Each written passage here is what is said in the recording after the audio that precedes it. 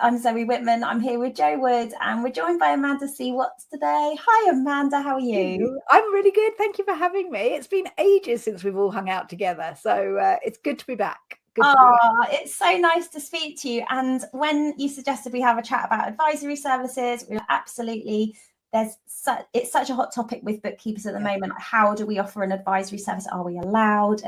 And so we've got lots to explore. But I wonder if you can start, Amanda, by telling us a bit about your background and what you do. Yeah, absolutely. So my name, Amanda C. Watts, and I specialise in helping bookkeepers and accountants, but bookkeepers, to take all of their experience, their education, their personality. Like that, I think that the profession completely underestimates how important personality is. And I combine those three things and create an advisory offering. And what we have done over the past couple of years is we've launched the Business Advisor Academy, and we certify bookkeepers and accountants to become certified professional business advisors. And we give them the confidence, the clarity, and the skills and the tools to be able to go out and do that. And it's transformational for my clients. It's transformational for my clients' clients. And it's fun. It's amazing. It's fun and great fun. And it's awesome. That's what I do. Amazing. So first of all, let's clear up the difference between being a financial advisor and a business advisor, because we get asked this a lot. I'm not allowed to give financial advice. Why are you saying that I should move into advisory? Can you clear that up for us? Yeah, 100%. So financial advisor has to be regulated. You have to be able to say, hey, here is a mortgage, here is a pension, here is an investment thing, and you've got to be able to do it and be regulated and be compliant as a financial advisor. That's nothing to do with business advisory. When your bookkeepers are thinking about business advisory, I want them to change the word advisory, because, by the way, you don't give advice. That's just a whole nother conversation we'll have in a minute. But change the word advisory to coach, mentor, strategist, listener, educator, any of those words. Business advisory is what people like myself have scared the profession with by using that language. And actually, advisory isn't what you do, but that's the word that everybody has used, therefore I use it. But yes, no, it is nothing to do with being a financial advisor. Please don't worry about it. We're not asking you to go down the route of giving advice around financial advisory. But we are asking you to care about the person in front of you and help lead them and help them get clarity. And that's what being a business advisor is. It's about the person that you're working with, not actually about numbers. But that's, again, another whole conversation. I think that's really helpful to think about, because actually most bookkeepers are doing this because they really care. Like the amount, the people who were stressed out for their clients, and as much as we say, like, this isn't your stress, it's probably your client's stress, but we do take it on because we want to help sort everything out. So seeing that as I'm here to support them and this is how I'm going to do it is really helpful. Can you talk to us about, you mentioned words like coach and strategist, and I feel like we're then going to get some pushback on, well, I'm not a coach and I'm not a strategist. So what does that mean?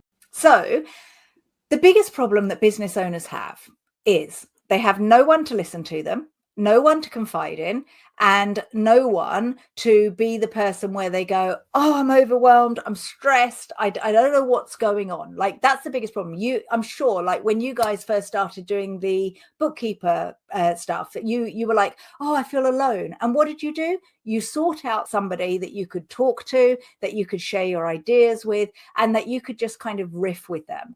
And what we need to understand is that business advisory is actually about listening, and it's about asking the right questions. That's it. And there's a lot of business advisory tools out there, and the apps aren't going to love me very much right now, but I'm not going to name names because they won't love me. But the business advisory tools actually confuse and scare a lot of the bookkeepers and accountants, because it's like, wow, I've got to educate people around the numbers. But actually what you've got to do is sit and be present with the person in front of you and say, hey, what are your goals this year? And they'll go, nobody's ever asked me that question. I don't know what my goals are. And they'll go, right, okay, so let's sit down and let's have a look at what your goals could be. Now, the problem that bookkeepers have when it comes to being able to do this is they have always been behind the scenes. And it can be really nerve-wracking to actually go, hey, I'm going to ask you some questions, because normally when you do bookkeeping, 1 + 2 = 3. When you do business advisory, 1 + 2 equals, what would you like it to be? Okay, so it's really scary, right? So the skills of actually being a business advisor is not around the numbers, because you've got that anyway as a bookkeeper. Is actually communication skills. It's listening skills. It's about being able to read people and build rapport.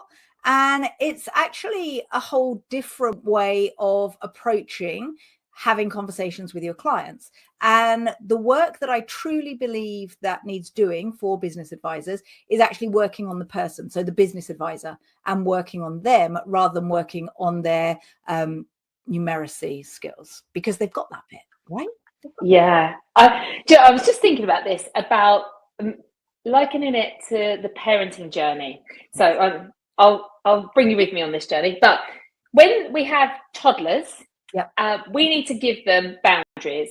And there's very clear, yes, you can do that. No, you can't do that. And I've noticed that having teenagers and young adults, that my role as a parent has stopped and moved from there's black and white answers to everything. And now I have to be more of that advisor and more of the coach and strategist. And rather than pretending because I don't have all the answers, but asking the questions, well, what do you think about that? Something a parenting coach helped me once with said, don't tell your teenager what time they need to be home. Say to them, what time do you think is a good time to come home? And they'll always say a time a bit earlier than you was expecting them to say. And I've tested this model out. So I think this is what we're moving from, whereas we've trained to be the debit and credit and the penny reconciler and having the exact answer. And we're now moving into, we don't have the answers, but what we do have is the questions and the space for you to be you. So I'm hoping that's how I've just gone through that. That's it exactly. And being able to sit in front of someone and go, hey, let's have a look at what your goals are and what do you think you should work on first. So you, as the business advisor, could spend the next 3 years working with someone and not once tell them what to do. They can come up with their own answers. All we've got to do is hold that space in a safe environment and be genuinely interested. Like, you have to be genuine. So I don't want to work with someone that says, oh, I want to do business advisory because I can make more money. That's not what this is about. It's, I want to work with businesses and be a business advisor because I want to help the person in front of me. I want to help them transform their lives. And also the knock-on effect of that is you then transform the economy, right? So we know that the majority of businesses go out of business within the first 5 years. I'm going to get preachy for a second. Forgive me. Okay.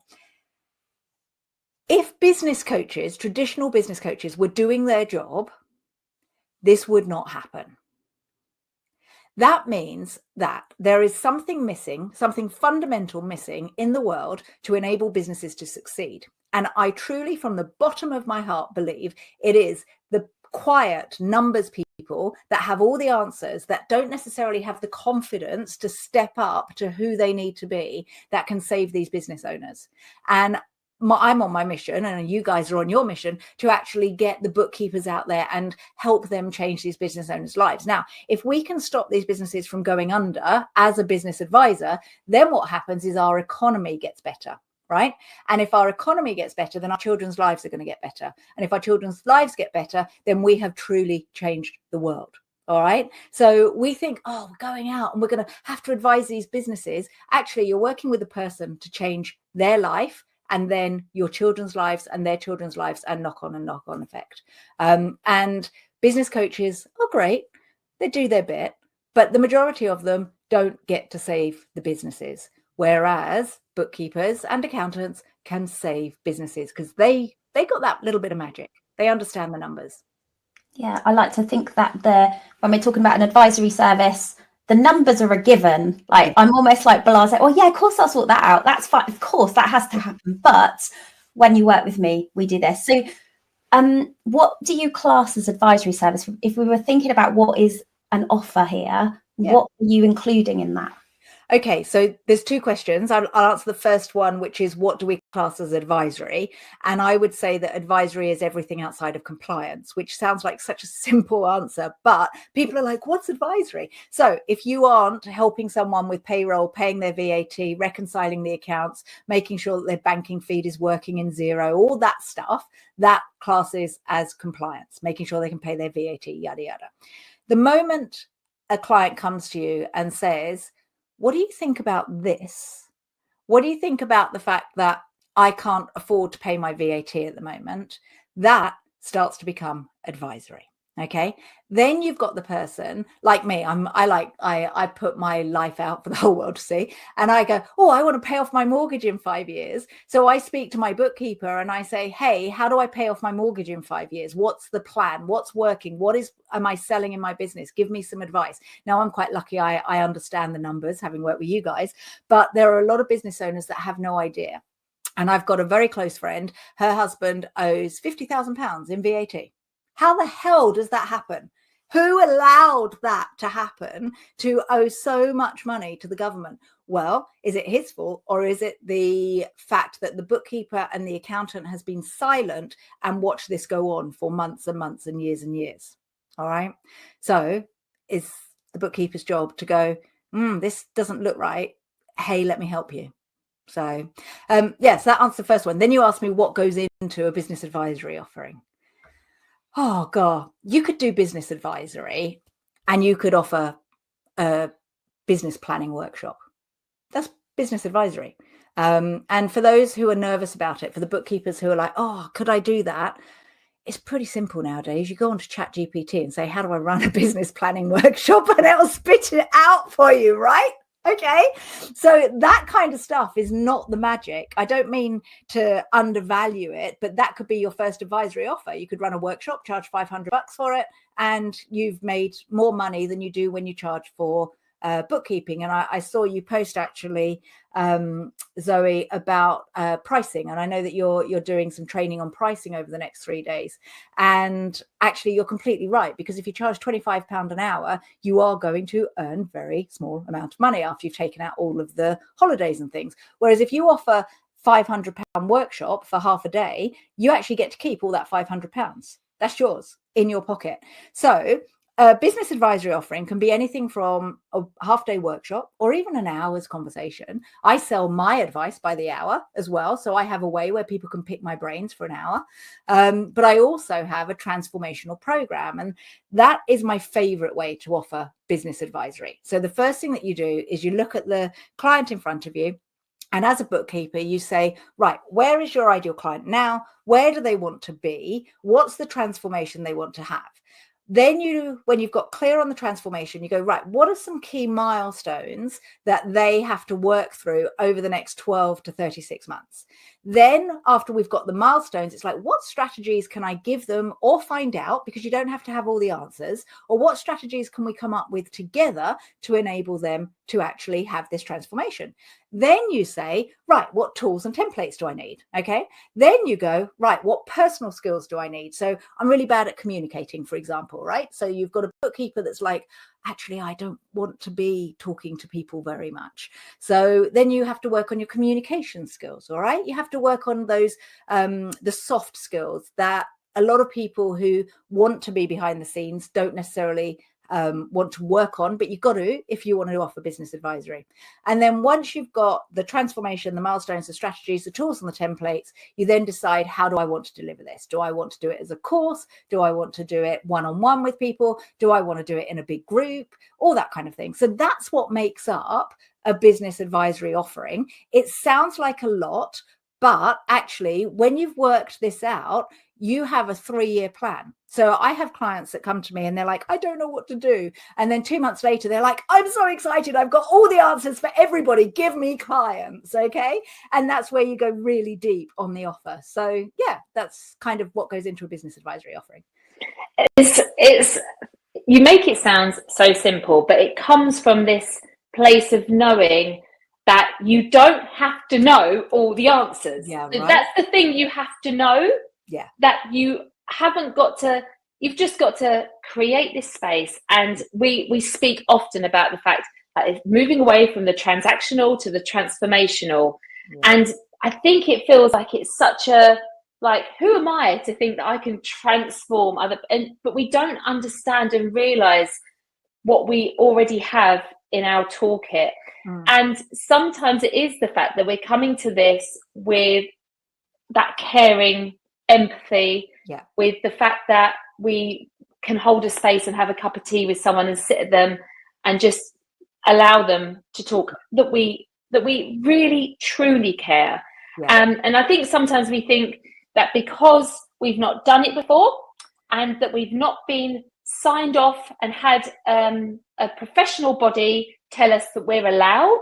I had this conversation this week. We was at an event and a lady came to me and she said, well, you're an accountant, I'm a bookkeeper, I can't offer it. And I said, no, I'm not, I'm a bookkeeper. Oh, but my husband said that I'm not allowed to do it because, and I said, no, I'm telling you, you can do this.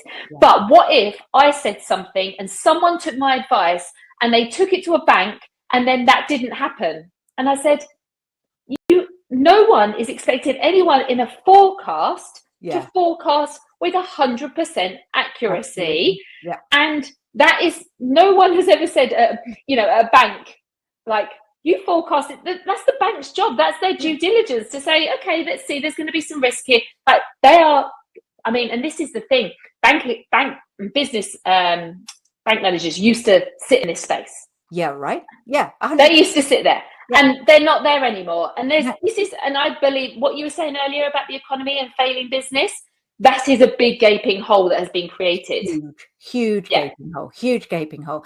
And what I would say is, if people are nervous, then there tends to be a gap, right? So when you are scared, and you're fearful about something, it means you're lacking in clarity. So I've got a saying that's, when you're clear, it takes away the fear. So when you're clear, it takes away the fear. So what is it that is missing? Is it knowledge? Is it the skills? Is it the practice? Is it that you need to get some advisory clients and do it for free, give some advice for free, which a lot of people do. And it's not something that I love because it's such a valuable thing. But if it builds your confidence sells. So it doesn't matter how much someone goes, oh, I'm a business advisor. If they don't believe it, if they haven't sold it to themselves first, they're not going to be able to deliver advisory. But just to go back to what you said about they haven't done any exams and haven't been certified, that's why we launched the Business Advisor Academy. So we're CPD accredited. We've been through rigorous tests to work with accountants and bookkeepers so that we make them certified professional business advisors. And it's taken me 2 years to get to that stage. And we've been doing it now for about the past 4 months. We've had maybe 10 of our clients go through the certification. It takes up to 6 months to do it. But actually, it's just confidence building.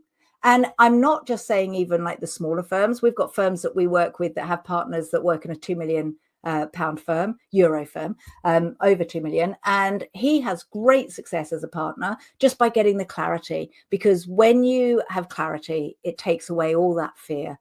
And they're just scared because it's unknown. That's all. They're coming from a place of fear. Yeah, I think that the sort of soft skills, the reason a lot of us become bookkeepers and accountants is because we like the data and the certainty and the process and the systems, but this bit is different, and it is a new, and I think actually this is going to be how the profession changes with AI. We're all going to be better communicators. There might be more focus on, I hope there'll be more focus on that. But we'll see. But there's definitely an opportunity for people who are thinking about this right now, because the rest of the profession isn't doing it. Yeah, absolutely. And what we have in the program is we've actually brought in a communication specialist that shows you how to read people. So she'll show you how you can, Zoe and Joe, do a disc profiling on someone just by how they're acting in front of you. Wow. And so you don't have to complete. And that's what we're training our advisors to be able to do. And it's really interesting because I'm definitely a high D, very bossy. And it's really. I feel like we know, surely not. Yeah, no, I am. And it's fun because it means that I get great results, but also those who are high S's and high I's come from a place of care and love. And I do come from that place, but I am also very bossy with it. But it's really interesting to be able to go, I'm training for the soft skills as well as being able to forecast and do cash flow budgeting and all that kind of thing. So it's a combination of skills. And you never, and I'll say this to your bookkeepers, you didn't know how to do bookkeeping before you started. So give yourself a break. You don't know how to do business advisory, so learn how to do it. Don't expect to just know. You guys didn't know how to run a coaching business, so you learn how to run a coaching business. You probably fell forward, same as me. Like I made so many mistakes when I first became a coach. Now I run a training business instead of a coaching business. But like we didn't become born knowing all this stuff. Give yourself a break, guys, and just go, what do I need to learn? And go and learn it. That would be my advice. Have you, in terms of, you were talking earlier about people saying, oh, I'm just going to offer advisory services because I'm going to be able to charge more for them. Yeah. In your experience, what are people able to charge for advisory services? Oh, that is $1 million question. And it all comes down to two things. One, the transformation that they give the client. And the transformation actually depends on who's the client and what's their pain points and how you can help them. Okay. And the second thing is confidence. So where I might charge £3,000 to do an hour's talk for somebody, then you've got somebody else who comes along and will do it for free. And the difference between the two of us might be a bit of experience, but mostly it's about what's our confidence and what can we say out loud and say that this is what we want to charge. My client, Joey, absolutely amazing lady, based in the US. She's just a bookkeeper. And I don't mean just a bookkeeper. I just want you guys who are listening to this, I know you're predominantly bookkeepers, and that you question whether or not you can do it. And the reason why I'm sharing with you, Joey, is because she is a bookkeeper. She's not an accountant. And she came to me and she had a great business. When I say great, I think she was on revenue of about 100K, so US dollars. And she had the opportunity to do a piece of work for a client. And she said to me, oh, Amanda, I don't know if I want to do it. It's going to be a lot of work. And I said, well, what would you charge? And she said, oh, about $30,000. And I said, okay, so if you did take it on, what would you want to really charge? And she said, she just gave me a number. She said, oh, $120,000. And I went, right. Put that in then. Tell them it's $120,000 for the cleanup and then working with them for a year with business advisory. She'd never offered it before. She said, okay, I'll give it a go. Emailed them. 5 minutes later, came back. Yep, accepted the proposal. What do you do with that? Yeah. What do you do with that? What is it that made her go from 30,000 for the year to 120? She plucked a number and I said, go for it. And she went, all right then, because I don't want the job anyway. She got it. It changed her family's life overnight. Everything became accessible for her. That's amazing. How she felt about the work though as well. Like it was a job that she really didn't want. And then she saw that they valued her. Yes, exactly. It is. That value exchange is so important. I was chatting to a bookkeeper today and she said she just lost a client. She said they didn't value me, and I said, well, okay, so how do we change? And then when we started talking about it, she said, well, maybe I didn't do this. And I said, there's always a reflection somewhere of like what you would expect from that, and maybe as well. And there was a lack of communication. She said, I was doing all of this, and they didn't appreciate it. I said, but that's not what they're focused on. And you haven't spoken to them and communicated with them. There has to be. We have to go into these roles as equals, as I am a professional, you're a professional, I have my skill set and I can help you with this. If somebody has a client base already, so we have a mixture, of course we have a mixture. We have startups, people like, I just want to learn, like you're talking to me about this, but I just want to do some bookkeeping first. I'm just qualified. Let me just get some bookkeeping done. And I'll do that. And I'm like, you go on your own confidence journey, whatever that is. And like you said, if you need to do some stuff for free, if that's going to help you get to where you want to get to, do it. You need to contract for an accountant for 7 years like I did, do it. Do whatever you need to do to get you where you need to be. And we're all on our own personal journeys. If someone has a client base at the moment, and we speak about a gold standard service. If you were going to offer the best thing you can, and of course, there's going to be bookkeeping in there. There might be payroll in there. There might be VAT. There might be credit control. And then on top, there's this advisory. So I used to go in with this is the best thing that I can do for you, and I know this is going to transform. And sometimes people come to me and go, I love that. Yeah. At the moment, I just can't quite do it. And then I used to peel back. But what that did for me, and I'd love to know what you think, what that did for me is I sold the full thing on day one. They knew. And I think that's the biggest problem with us is we don't know how to upsell later. Yeah. Because we feel like, and this transformed my business. I went in and sold the best thing I could on day one. And then I allowed them to say it wasn't right for them. And then I used to be able to add it in later. We could keep opening up that conversation. Yeah. Is that something you would suggest as well? Yeah, 100%. So I am a big believer that if you chase 2 rabbits, you catch none.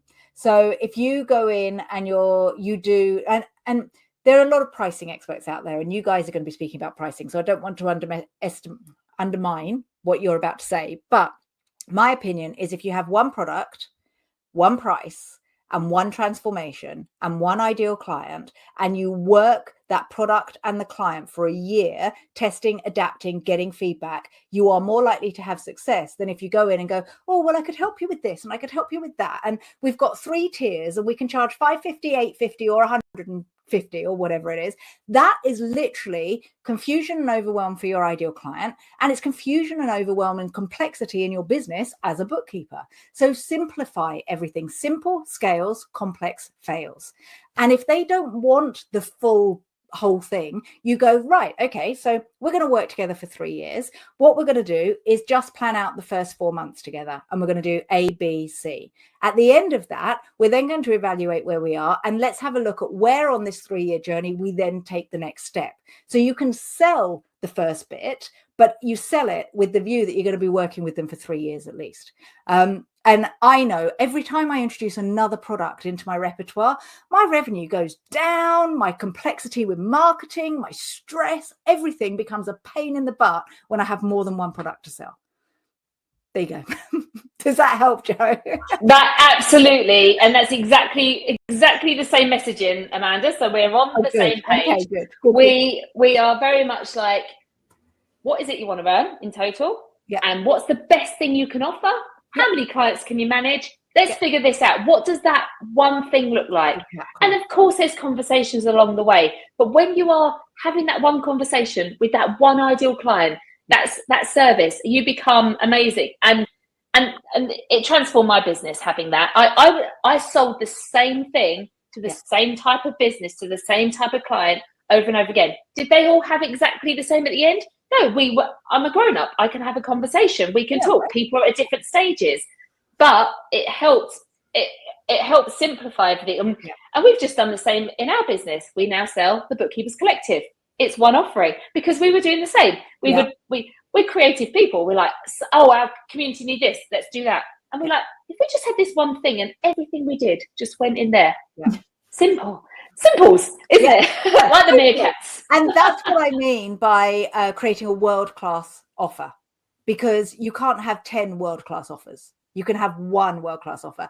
And for me, with the certification program, that's been running for a couple of years, but it's only been running for a few months as a certification program because I've been refining it and getting the testimonials and the case studies and making sure that I'm taking out all the bits people don't want. Because that's another thing that I would say is that we can get overexcited and jam-pack so much into our offer, and actually that just overwhelms and confuses the client. Less is more. That's a saying for a reason. I think that understanding that your client in front of you, doesn't matter who they are, but you've got a client in front of you, they are in pain. What is their pain? And create something that helps them overcome that pain. Not 10 things, one thing. Get really good at it. Then you'll become world-class. You'll deliver a first-class service. Your testimonials will be great. You can just then rely on referrals because you don't like doing marketing anyway. So get really good at one thing, and then you don't have to do as much marketing. Love it. Thank you so much. Really enjoyed talking to you. And I know that, well, I really hope that anyone listening to this is going to sit back and just like get a blank piece of paper and have a really good think about this for the next hour, because I think it could change your business. So thanks, Amanda. How can people find out about your certification and connect with you? Yeah, absolutely. So go to the businessadvisoracademy.com. quite simple. And on there, click on the program and you've got loads of info about it. You are welcome. If you've looked at it and you would like to find out more and you just want to talk about it, you can book a 15-minute call with me and I will talk to you about it. And then also we've got the Business Advisor podcast. Now that's a solo podcast. I'd love to invite you guys on, but you can't because it's the Amanda show. And what I do is 10 to 15 minutes every single week. I talk about business advisory, and what it is we can talk about how to have empathy, how to hold a conversation, how to show up, how to do it when you're scared. The one on Monday is, but what if I fail? That's what it's called, right? So it's about giving you a bit of a kick up the bum. I am a D on the disc. So yeah, go to the Business Advisor podcast or go to Business Advisor Academy. You can also connect with me on LinkedIn if you want to. But those first two URLs are the best place to go and really do a deep dive. Lovely. Thank you so much. And thanks everyone who's tuned in today. And we'll see you next time for another episode of the Bookkeepers Podcast.